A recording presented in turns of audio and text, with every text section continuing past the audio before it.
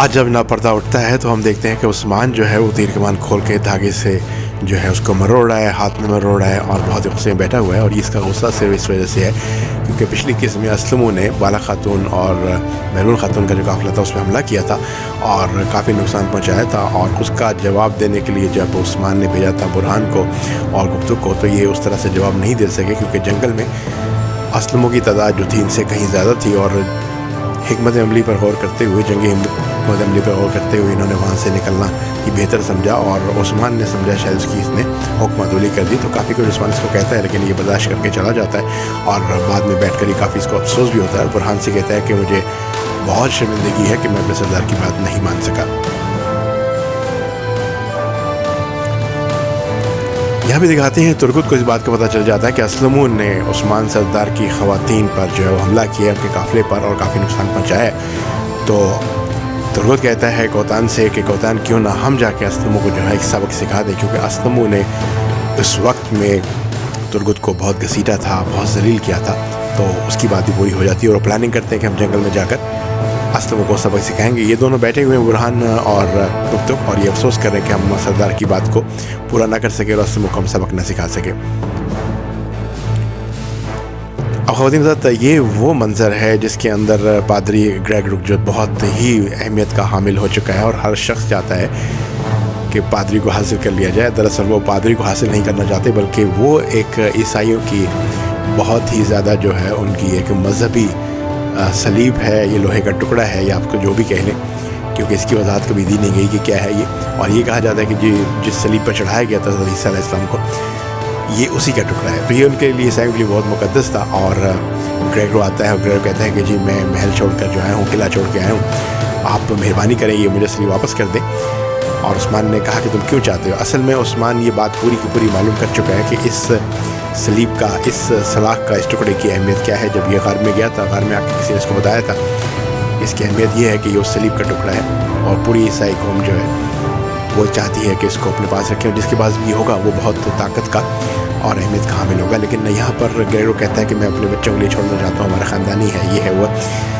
लेकिन उस्मान नहीं मानता और उस्मान को समझाने की कोशिश करता है लेकिन उसको समझ आ जाती है, लेकिन थोड़ा वक्त के बाद। और दूसरी तरफ दिखाते हैं यहाँ पर कि जब लोगत उसको ये बात यकीन हो जाता है कि ग्रेगो जो है उसके हाथ से निकल गए, तो वो बदीनिया में तमाम जितने तैखुर थे उनकी एक बुलाता है, मीटिंग बुलाता है और उसके अंदर वो छोटा सा दीवान करता है और दीवान में बैठ के वो एक मंतमली तैयार करते हैं। और यहाँ पर रोका तो जो है वो साफ साफ कह देता है कि अब ग्रेगो उनके हाथ में चला गया है और वो चाहेगा कि ईसाइयों को मुसलमानों से दोस्ती हो जाए और ईसाइयों को ईसाइयों के ख़िलाफ़ कर दे और तैखुरों के ख़िलाफ़ कर दे। तो उसकी हिकमत अमली उस्मान को नुकसान पहुँचाने के लिए वो हिकमत अमली तैयार करना शुरू कर देते हैं। और यहाँ पर बतीनिया के सारे तैखुर जमा हैं और यहाँ पर एक तैखुर है, उसका नाम जो है मैनुअल है। और मैनुअल जो है, मैनुअल की बहुत बड़ी जो है वो कारखाने हैं और कारखानों के अंदर कालीन बना करते हैं। तो मैनुअल कहता है कि मैं अपने सारे के सारे कालीन जो है वो बेचना ख़रीदना उनसे बंद कर दूंगा और सारे मुसलमानों को अपनी फैक्ट्री से निकाल दूंगा। इसी तरह से रुकत की भी एक कारखाना है, उससे भी वो कहता है कि सारे मुसलमानों को मैं अपनी फैक्ट्री से निकाल दूंगा। और इस तरह भूख प्यास अफलास जो है वो मुसलमानों के नसीब में आ जाएगी। और यहाँ देखिएगा कि ऐना नगोला किस महारत और किस दलेरी के साथ जो है फनकारी कर रहा है और आँखों के मंजर देखें इसके और किस खूबसूरती से अपने किरदार को निभा रहा है। बहुत अच्छा इसने किरदार निभाया है और इसी वजह से इसका किरदार जो है बढ़ता चला गया। और यहाँ पर उस्मान जो है वो पादरी ग्रेगो को इस बात को बावर कराने की बहुत कोशिश करता है कि आपकी इंपॉर्टेंस जो है, आपकी अहमियत जो है वो सिर्फ इस टुकड़े की वजह से है, वरना सभी आपको जो है आपकी जान लेना चाहते हैं और आपकी जान जो है वो बहुत ही गैर महफूज है और हर जगह गैर महफूज है। यहाँ पर ये लोग एक छोटा सी हिकमत अमली तरतीब देते हैं और सल्तों को कहते हैं कि जब तुम पादरी को और एजेंट्स को लेकर जाओगे अंद्रयास को, तो उस बूढ़े जो गिरजा घर के अंदर यून्स नाम का एक बंदा है, यून जो है वो पादरी है वो भी, तो उससे इसको मिलने देना, थोड़ी इजाज़त दे देना, देखें ये क्या हिकमत अमली तरतीब देते हैं। तो उस साल्तुक ने वही किया, साल्तुक और गुप्तुक ने, उन्होंने उस बूढ़े से उनको आराम से मिलने दिया। और मिलने के बाद जो है पादरी उससे कहता है कि मेरे इंतज़ाम करो, मैं घोड़े इंतज़ाम करो, सुबह घोड़े लाओ ताकि मैं यहाँ से चला जाऊँ और जाके मैं जो मिलूँ जाके उससे लुकत से। और यहाँ पर ये बातें चल रही हैं और दूसरी तरफ हमें एक बहुत बड़ा हैरान कन किस्म का सरप्राइज़ ही मिल जाता है, क्योंकि ये शख्स जो है ये आता है काई कबीले में और बहुत ज़्यादा जो कारपेट से कालीन होता उनका एक बहुत बड़ा इसके पास जो था ऑर्डर था, और इस बंदे ने आकर जो है ये आकर कह दिया कि हमारे तकफुरों को ये कारपेट्स अब नहीं चाहिए, और वजह क्या है मुझे नहीं पता, लेकिन मैं एक भी कारपेट नहीं चाहिए।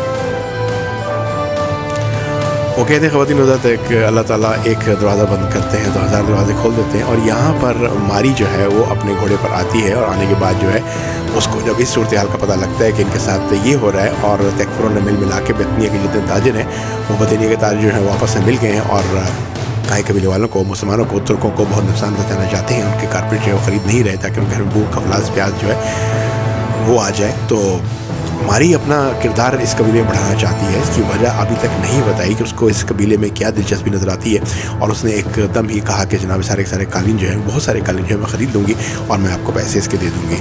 दूसरी तरफ उस्मान जो है शहर का जब चक्कर लगाता है तो वहाँ पर बहुत से लोग जो हैं उसको ये शिकायत करते हैं कि ये सिलसिला जा रहा है, हमें बहुत से कारखानों से निकाल दिया गया और हम बेरोज़गार हैं, हमारी औरतों को कालीन बनाने वाली जो फैक्ट्रियाँ थी वहाँ से भी निकाल दिया गया, और भूख प्यास जो है हमें अब बहुत तंग कर रही है, तो हमारे लिए कुछ करें। इस पर उस्मान जो है वो बहुत मुस्तरब होता है और फ़ौरन कहता है कि क्योंकि सिलसिला जो है वो बहुत ख़राब हो रहा है तो फ़ौरन से पहले दीवान मुरतब किया जाए, ताकि मैं अपने जितने सरदार हैं उनसे मशवरा कर सकूं कि हमें क्या करना है। और जब सारों का दीवान मुरतब होता है और सारे सरदार बैठते हैं तो वहाँ पर एक बात जो है दीवान की बात ज़रा ठहर के करते हैं, और यहाँ पर एक बड़ी दिलचस्प बात जो है वो शुरू से चल रही है कि मैंने ये कहा था कि मारी की आंखों में कुछ थोड़ा सा प्यार नज़र आता है तुर्गुत के लिए। जब उसने उसको चाकू दिया और सारी उसकी मदद की तो उनकी एक आंखों के अंदर एक प्यार है, एक सलूक है और रवैया है जिसको वो दिखाना चाहती है। और यहाँ पर जब तुर्गुत सामने आता है तो मारी बाकायदा तौर पर रुक जाती है और इंतज़ार करती है कि तुर्गुत जो है वो उतर के उसके पास आए। तुर्गुत अपने बाकी घोड़सवारों को कहता है कि आप जाएँ, और तुर्गुत उसके पास आता है और उससे जो है मुलाकात करता है और हल्की आवाज़ में जाकर अपना कान जो है वो बिल्कुल उसके कानों के करीब करके कहते हैं तुमने मेरी मदद क्यों की थी। मदद से मुराद ये है कि जब मैं कैदी बना हुआ था और घसीटा जा रहा था तुमने मुझे चाकू क्यों दिया था ताकि मैं अपनी रस्सियाँ काट सकूँ। तो मारी ने कहा शायद तुम्हें याद नहीं है, तुमने मेरी मदद की थी जब सांप बहुत ज़्यादा मेरे करीब था और ये लाजिम था उस सांप के लिए कि मुझे वो काट लेता और मैं तकलीफ में मुब्तला हो जाती। तो लेकिन उसको जो है उन्होंने कहा कि आप इस वजह से मैंने आपकी मदद की थी, आपको चाकू दिया था ताकि जो है आप मेरी मदद यहाँ पर जो है उसका उतार सकें। अब यहाँ पर जो है वो तुर्गुत सरदार जो है वो आ जाते हैं और तुर्गुत सरदार कहते हैं कि जनाब मैं आपके साथ हूँ हर तरीके से, और अगर जंग होती है तो मैं आपको हर तरह का सिपाही जो है मुहैया करूँगा। और फिर उससे ये पूछते हैं कि अगर पादरी, तुर्गुत सरदार पूछते हैं कि अगर पादरी का मसला होता तब भी आप मुझे इसी तरह से वापस ले आते। तो उस्मान ने एक बहुत बड़ा जो है वो जुमला कहा। वो जुमला ये था कि हम हर सूरत में तुर्गुत को वापस लेकर आते। अब ये वो सिलसिला चल रहा है जो उस्मान ने एक हिकमत अमली बनाई हुई है, और ये जो बूढ़ा योन है वो एक मैसेज भिजवाता है, एक रुका भिजवाता है और उसे बताता है कि मैं कल पादरी को उसके एथरियान्स को लेकर जो है घोड़ों पर आ रहा हूँ और उसकी मुलाकात जो है मैं करवाऊँगा लुकतुर से। और उस्मान पादरी को ये बता चुका है कि तुम्हारी जान सख्त ख़तरे में है, तुम्हारी जान से ज़्यादा तो उन लोगों को उस अमानत का जो तुम्हारे पास है उसका बहुत ज़्यादा जो है इस्तराब है वो ये हासिल करना चाहते हैं। लेकिन पादरी और अंद्रयास की मानने को तैयार नहीं। वो कहते हैं कि लुकतुरुस जो है हमारा बहुत ही गहरा दोस्त है और हम उसके लिए जान दे सकते हैं और जान ले भी सकते हैं और वो हमारे लिए सभी कुछ कर सकता है।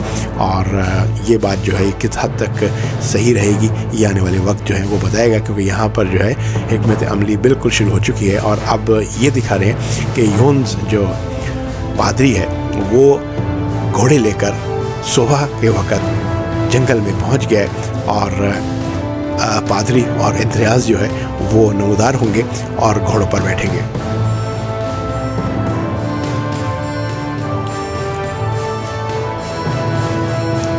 पादरी ने यूनुस को कहा था कि हम घोड़ों पर बैठकर गज़रान के जंगल में चले जाएंगे, और ये पादरी समय नमूदार हो गया। लेकिन यहाँ पर देखिएगा एक नापाक शख्स है और जिसका नाम बहादुर है और जिसका ताल्लुक़ गीज़र ख़ानदान से है, गीज़र कबीले से है, और वो कोशिश के लिए मिखाइल कोशिश के लिए काम कर रहा है। वो ये इस शख्स की बात कर रहा है, उसका बहादुर ये वही बहादुर है जिसने कार्लाइल उस्मान का जो घोड़ा था काले रंग का उसको बिला वजह सिर्फ फसाद पैदा करने के लिए कत्ल कर दिया था ताकि शक किसी और के ऊपर जाए और काई कबीले के अंदर मज़ीद फसाद जो है वो बर्पा हो। और यहाँ पर इसका जो तरीका था वो ये था कि ये चाह रहा था कि मैं पादरी को यहीं पर ख़त्म कर दूँ, और ये करीब था, इसने तीर वगैरह भी निकाल लिए थे कि वो हिट करके ख़त्म कर देता पादरी को और रियाज को। लेकिन उस्मान जो है वो पादरी की निगरानी कर रहा था और चंद कदम के फासले पर उस्मान मौजूद था, जिसकी वजह से पादरी जो है वो बच जाता है और बहादुर जो है वो हमला नहीं कर सकता। ये बहादुर मुसलसल साथ साथ चल रहा है कि जैसे ही ज़रा सी कोई भी लफ्ज़िश होगी, कोई भी कोताही होगी, वो पादरी को निशाना बना देगा, क्योंकि कोशिश ने इसको एक सोने की थैली दी है और इसके में ये काम लगाया कि तुमने ये करना ही करना है।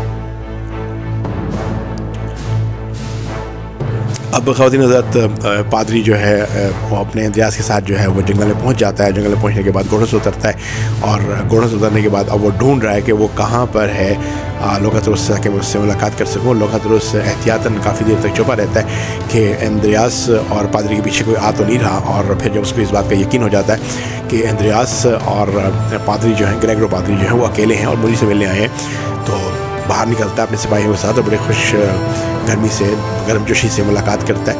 और मुलाकात करने के बाद जो है थोड़ी ही देर के बाद वो कहता है वो अमानत कहाँ है जिसकी वजह से तुम मेरे किले से निकल कर वापस उस्मान की कैद में चले गए थे। अब ख़वातीन हज़रात, दोस्ती मोहब्बत प्यार जो वहीं रुक जाता है और ग्रेगरो पादरी कहते हैं आप कौन सी बात कर रहे हैं, कौन सी अमानत? मेरे पास कोई अमानत नहीं है। जिस पे लोकातरुस सारा कुछ भूल भाल के और उसका बाजू खींचता है और बाजू खींच के उसको दिखाता है कि निशान दिखाता है कि निशान जो है ये तुम्हारा, मैं इस अमानत की बात कर रहा हूँ। यहाँ तक जो है ना लोकातरुस को नहीं पता कि अमानत की असल नोयत क्या है, उसकी साख क्या है, वो चीज़ क्या है। और जैसे ही पादरी ज़रा सी गड़बड़ करने की कोशिश करता है तो लोकातरुस खंजर निकाल के उसकी गर्दन बढ़ा देता है और करीब था कि पादरी की वो गर्दन उड़ा देता है, क्योंकि उसको अगर वो निशानी नहीं मिलती तो उसके लिए पादरी बेकार था। उस्मान के पीछे से आवाज़ आती है और उस्मान कहता है कि मैं इसको जो है मुसलसल जो है वो निगरानी कर रहा हूँ और मैंने इसको हिफाजत में अपने लिया हुआ है, तुम इसको फ़ौरन से पहले छोड़ दो, इससे पहले कि तुम पर भी जो है वो हम हमला कर दें, क्योंकि इस वक्त तुम्हारी जान भी ख़तरे में। और दिखाते हैं कि गुप्तुब और बुरहान ने तीर कमाने खींची हुई हैं और वो दरख्तों के साए में खड़े हुए हैं। एक हरकत लोकातरुस की तरफ से लोकातरुस की जान जा सकती थी। लोकातरुस ने मौके की नज़ाकत को समझा और पादरी को छोड़ दिया।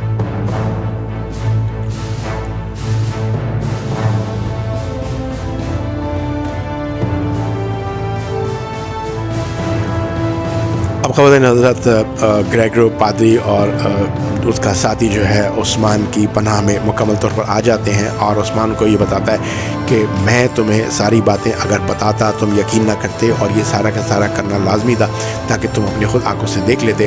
और लोकातरुस जो है वो हाथ मलता हुआ, आंखों में गुस्सा लेता हुआ, होंठ चबाता हुआ वापस चला जाता है, क्योंकि यहाँ तो वो अमानत लेने आया था या फिर वो ग्रेगरो पादरी को लेने आया था ताकि शहंशाह के सामने और अपने जो दो तैगफुर हैं एना निकोला और मिकाइल कोसिस उनके सामने सुरखरू हो सकता, लेकिन ऐसा कुछ भी नहीं हुआ। और ग्रेगरो पादरी जो है वो उस्मान की हिफाजत में चला जाता है और फिर ग्रेगरो पादरी और उस्मान के दरमियान कुछ बातें होती हैं।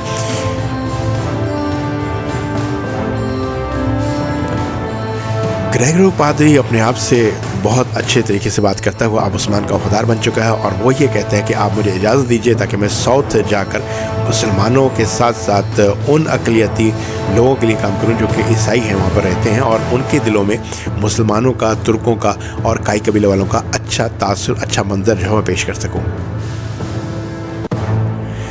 यहाँ पर ख़वातीन हज़रात असलमू का किरदार जो है मज़ीद बढ़ा जाता है और असलमू एक ऐसा शख्स है जो कोतालीनी है ज़ात के हिसाब से, कबीले के हिसाब से, और जंगल में रहा करता है और पैसों के लिए कुछ भी किया करता है। कोई भी इसको पैसे दे दे तो ये उसके लिए काम करता है और जब पैसे ख़त्म हो जाते हैं तो ये बिला वजह कबीलों को लूट लिया करता है। और दूसरी तरफ तुर्को सरदार ने एक पूरा जो है वो हिकमत अमली तैयार की हुई थी कि किस तरह से मुलाकात करनी है, किस तरह से लड़ाई करनी है। अब ये सारे सीन इकट्ठे चल रहे हैं और ग्रेगरो जो है वो जा रहा है साउथ की तरफ और उधर से जो तुर्गुत हैं वो अपने काफिले को लेकर आएंगे। मैं कुछ थोड़ा सा पहले इसी बता रहा हूँ कि सीन एकदम जो है चेंज हो जाता है और उस वक्त समझाना, ये बताना जो है तकरीबन नामुमकिन हो जाता है। अब असलमू ये तैयारी करता है कि असलमू को ख़बर मिल जाती है, क्योंकि असलमू के लोग जो हैं पूरे जंगल में वो आग की तरह फैले हुए हैं, परिंदों की तरह फैले हुए हैं। चिड़िया भी अगर घूमती है तो असलमू को पता चल जाता है। तो असलमू को पता चलता है कि कोई काफ़िला जो है वो जंगल में आ रहा है और उसके बाद बहुत सा माल व ज़बाब है। तो असलमू कहते हैं कि बहुत दिनों बाद जो है ये काफ़िला हमारे हाथ लगेगा और अपने आदमियों को कहते हैं कि फ़ौरन से पहले तैयार हो जाओ और तैयार होकर जो है हम जाकर काफ़िला लूटेंगे। अब यहाँ पे लोकातरुस बहुत मुस्तरब है, क्योंकि लोकातरुस काफ़ी बेइज्जती करवा के आया है और काफ़ी ज़िल्लत जो उसका मुकद्दर बन चुकी है। और यहाँ पर वो अपने बंदे को कहता है कि अब कुछ भी हो जाए ग्रेगरो को ज़िंदा नहीं रहना चाहिए। साउथ में पादरी ग्रेगरो पहुंचता है तो उसको बहुत ज़्यादा खुशामदीद कहा जाता है। लोग बहुत प्यार मोहब्बत से उसका इस्तकबाल करते हैं और अता बाली जो हैं, जो सुसर हैं उस्मान के, वो भी बाहर आ जाते हैं। वो बुनियादी तौर पर एक मजहबी पेशवा हैं और ग्रेगरो पादरी बहुत खुश होता है कि वो चारों तरफ से खुशामदीद की आवाज़ें आ रही थी। मुसलमानों ने भी खुशामदीद कहा और वहाँ पर जो शख्सियात थी उन्होंने भी इनको खुशामदीद कहा। लेकिन ख़वातीन, ये सारा मंजर जो है वो नापाक शख्स जो है, नापाक इसलिए कहता हूँ कि उसने इतने प्यारे घोड़े को सिर्फ फसाद पैदा करने के लिए, कोशिश के लिए काम करते हुए इतने प्यारे घोड़े कराइल जो था, जो उस्मान का घोड़ा था काले रंग का, उसको मार दिया था और अभी भी वो मुसलसल जो है वो पीछा कर रहा है ग्रेगरो का कि जैसे ही मुझे थोड़ा सा भी फासला नज़र आएगा तो मैं ग्रेगरो को ख़त्म कर दूंगा, क्योंकि कोशिश ने एक बहुत बड़ी रकम देने का उसको वादा किया है और वो रकम लेकर उसकी ज़िंदगी जो है बहुत अच्छी गुजर जाएगी। असलमू और उसका साथी दियो जो है वो जंगल में पहुंच जाते हैं और अब ये मुंतज़िर हैं कि वो काफ़िला हमें नज़र आए और हम उसको लूट कर सामान हासिल करके तायुशात भरी ज़िंदगी गुजार सकें। नीचे खबर नजर आते ये सामने काफिला जो है वो आहिस्ता आहिस्ता आगे की तरफ बढ़ता हुआ और असलमों की आवाज़ सुनकर उसके सारे लोग जो हैं वो जंगल से बाहर आ जाएंगे और काफिले को चारों तरफ से घेर कर माल व असबाब, नकदी और सोने चांदी का मुतालबा करेंगे।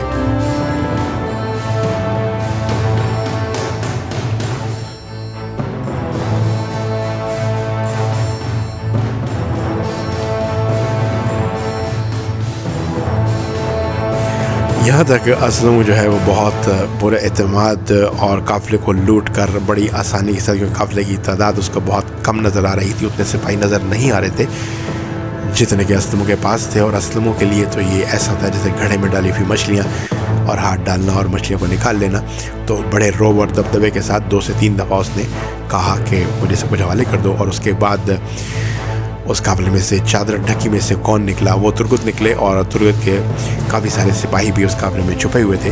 अब ये सब कुछ देखने के बाद जो है वो असलमों का हौसला जो है वो बिल्कुल ख़त्म हो गया और यहाँ पर असलमों में और तुर्गुत में बहुत ज़ोरदार किस्म की लड़ाई होती है और तलवारों का मुकाबला होता है और तुर्गुत बहुत खूबसूरत अंदाज से तलवार चलाते हैं और यहाँ पर शिकस्त होती है असलमों को और असलम ज़मीन पर गिर जाता है। उसके बाद तुर्गुत को एक और मौका देता है, तलवार अपनी ज़मीन में गाड़ देता है और हाथ से उससे लड़ाई करता है। तो हाथ की लड़ाई के अंदर भी जो है वो तुर्गुत उसको काफ़ी मारता है और वो ज़मीन पर गिर जाता है और फिर उसके साथी जो है उसके बचाने के लिए आ जाते हैं और उठाते हैं उसको और फिर वही आवाज़ कि आज के लिए इतना ही काफ़ी है, निकलो भागो, हम पीछे हटेंगे।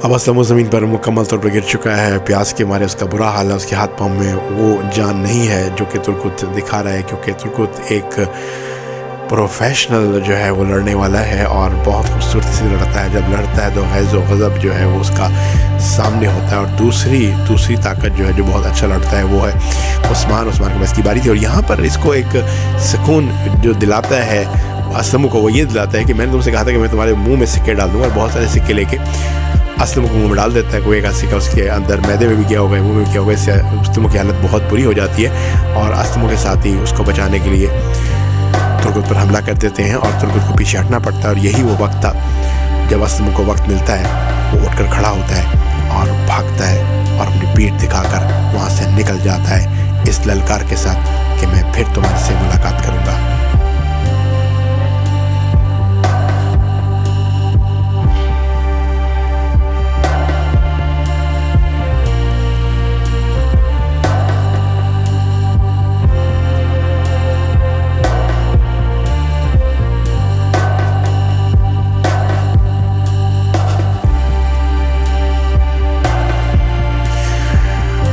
अब साउथ में पादरी ग्रेगरो का इस्तकबाल किया जा रहा है, मुलाकातें की जा रही हैं और अता बाली भी आ जाते हैं जो कि सुसर हैं और वो भी मुलाकात कर रहे हैं। और ये जो बहादुर है ये पूरा तीर खींच के खड़ा हुआ है और मौका मिलते ही ये तीर को कमान से निकाल देगा और तीर सीधा जाके नेस्तू जो है, ये भी इस बात को, नेस्तू भी कोशिश का आदमी है, नेस्तू इस बात को यकीनी बना रहा है कि बहादुर उस तरह से काम करता है या नहीं करता जिस तरह से हमसे वादा करके आया है, और यहाँ से ये छुपा हुआ है और कभी एक एंगल से कभी दूसरे एंगल से ये मुसलसल कोशिश कर रहा है कि पादरी को ऐसे एंगल से मैं तीर मारूं जिससे वो तीर जो है उसके लिए जानलेवा साबित हो। और आखिरकार ख़वातीन हज़रात, लोग आगे पीछे होते हैं और थोड़ी सी ओपनिंग मिल जाती है, थोड़ी सी जरूरत मिल जाती है जहाँ से पादरी को तीर मारता है बहादुर। उस तीर जाकर सीधा उसके सीने में लगता है और हलचल मच जाती है। पादरी ज़मीन पर गिर जाता है, पादरी बेहोश हो जाता है या मर जाता है, ये किसी को नहीं पता चलता। उस्मान पूरी ताकत से ग्रेगरो पादरी चीख रहा है लेकिन उसको कोई जवाब नहीं मिलता और अपने साथियों को इशारा करता है, साथी उठा के उसको ले जाते हैं। कमर अब्दाल जो है, जो कि इनका हकीम है, वो इसका इलाज करता है और पादरी का जो चोट थी वो दिल पर नहीं गई और तीर जो है वो इतना गहरा साबित नहीं हो रहा था। और एंद्रियास जो है पादरी का साथी जो है, वो खिदमतगार है, वो बहुत बुरी तरह रो रहा है क्योंकि पादरी को काफ़ी तकलीफ़ थी और पादरी चिल्ला रहे थे। ये कुमर अब्दाल हैं जो कि हकीम हैं, जो इलाज करते हैं। ये अताबाली हैं, ये भी मौजूद है। ख़वातीन यहाँ पर एक बहुत मंजर जो है तकलीफ दे होता है। जब भी किसी का तीर निकाला जाता है तो उसके मुंह में कोई चीज़ दे दी जाती है ताकि उसको तकलीफ़ ना हो, और वो चीखने की बजाय इसको दबा के रखे। और तीर निकालने के बाद ज़ख्म को गरम गरम लाल सुर्ख लोहे से जला दिया जाता है ताकि किसी किस्म की इन्फेक्शन ना हो।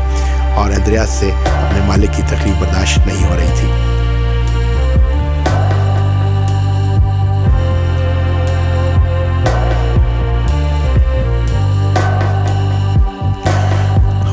यहाँ पर जब कालीन की तमाम तर कारखानों से मुसलमानों को निकाल दिया जाता है, पत्थर पे काम करने वाली तमाम तर कारखानों से मुसलमानों को निकाल दिया जाता है, बेरोज़गार कर दिया जाता है, तो दीवान में सरदार ये फैसला करते हैं कि अब हमारे तुर्क कबाइल के पास से जो भी काफिरों के काफिले गुजरेंगे हम उनको या तो गुजरने नहीं देंगे या फिर हम उनको लूट लेंगे।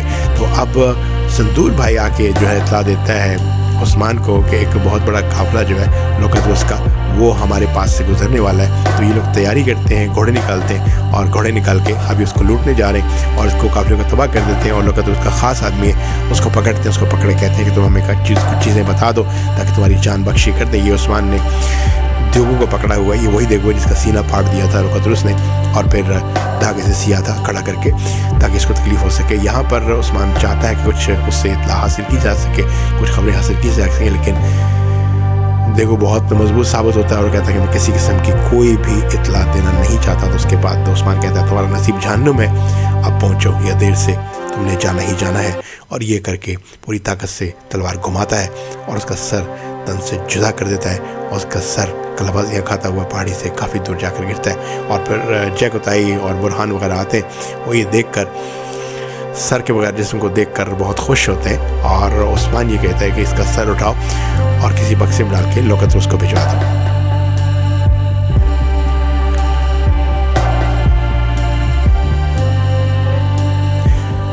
काफिले लूटने के बाद जश्न मनाया जाता है और बताया जाता है उस्मान को कि काफिलों से एक भी काफिर नहीं बचा और अपने अज़्म का अयादा किया जाता है कि हम इसी तरह की जो फतूहात हैं वो जारी रखेंगे।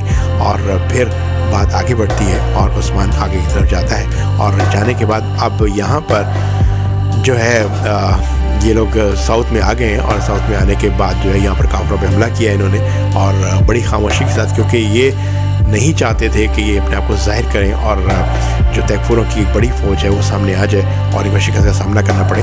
तो ये जो बहुत अहम मकामात थे वहाँ से सिपाहियों को आहिस्ता आहिस्ता गले घोट कर, कभी फांसी देकर, कभी किसी की कहीं ले जाकर और कभी इनकी ख़वातीन जो हैं आईकुल और महलून खातून जो है उन्होंने भी जो है अपने हाथ पाँव चलाए और बड़ी बुरी तरह से लोगों को ज़ख्मी किया। और ये उस्मान भी जो है वो बड़ा कोट पहन के फिर रहा है और जहाँ भी सिपाही नज़र आ रहे हैं, जहाँ भी वो मामूर है अच्छी जगहों पर, ख़ास जगहों पर, वहाँ से उनको हटाया जा रहा है ताकि जब लड़ाई बाकायदा तौर पर शुरू हो तो हमें ज़्यादा मुज़ाहमत न करनी पड़े।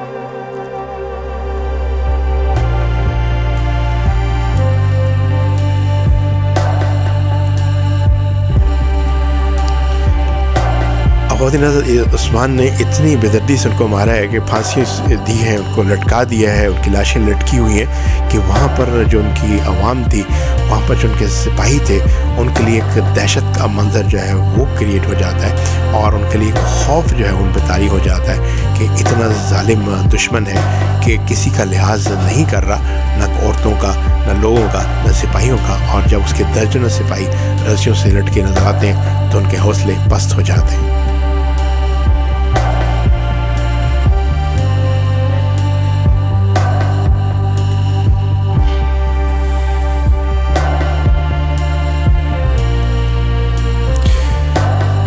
बस साथियों, ये किस्त जो है यहाँ पर इसी तरह छोटे मोटे कत्ल होते रहेंगे और ये किस्त यहाँ पर ख़त्म हो जाएगी। और आखिर में मैं इसका जो इख्तिताम की बातें हैं, साइन ऑफ कहना जिसको कहते हैं, उसकी तरफ बढ़ता हूँ और आपसे मैं इजाज़त चाहता हूँ। और ये रिव्यू नंबर 5 है।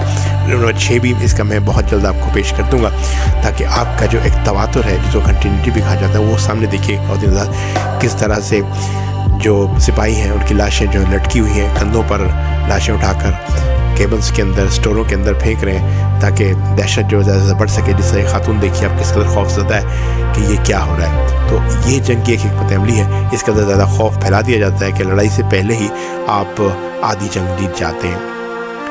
तो बस ख़वातीन हज़रात, हमारे साथ रहिएगा और फिल्मी दुनिया से नसीह अहमद को इजाज़त दीजिए। ज़्यादा से ज़्यादा सब्सक्राइब कर लीजिएगा, लाइक कर लीजिएगा और कमेंट कर लीजिएगा। ये 3 अल्फाज की जो डेफिनेशन है वो मैं अगली किस्त में आपको बताऊंगा कि मैं अक्सर ये क्यों कहा करता हूँ कि आप ये कर लीजिएगा। इसमें लालच नहीं बल्कि एक बहुत बड़ी मालूमात छुपी हुई है। तो साथ रहिएगा। नसीह अहमद को इजाज़त दीजिए। फिल्मी दुनिया से अल्लाह ने के बाद।